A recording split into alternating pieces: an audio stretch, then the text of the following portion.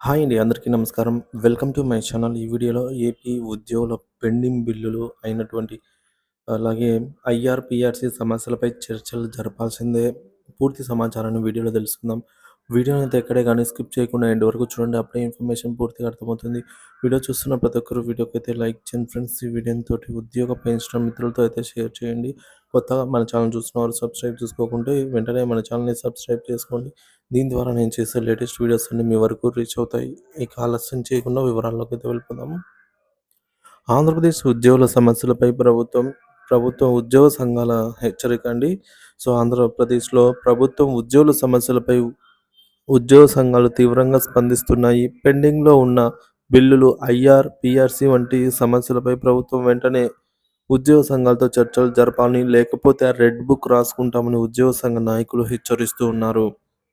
Red book అంటే ఏమిటి? Red book అనేది ఆంధ్రప్రదేశ్ రాజకీయాల్లో ఒక చర్చనీయాంశంగా మారింది.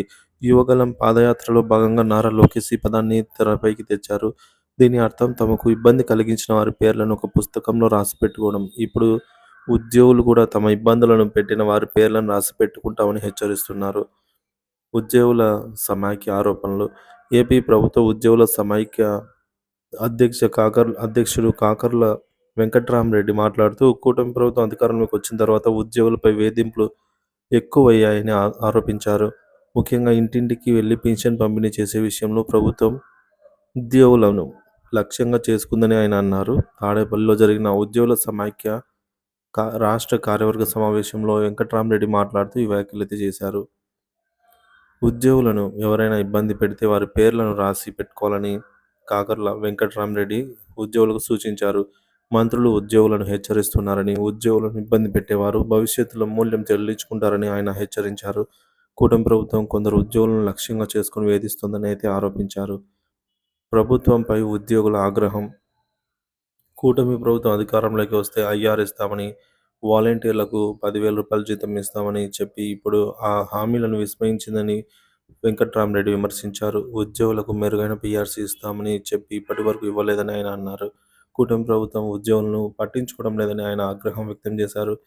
ప్రభుత్వ వేధింపులు తాళలేక ఇప్పటివరకు 5గురు ఉద్యోగులు ఆత్మహత్య చేసుకున్నారని ఆయన సంచలన వ్యాఖ్యలైతే చేశారు.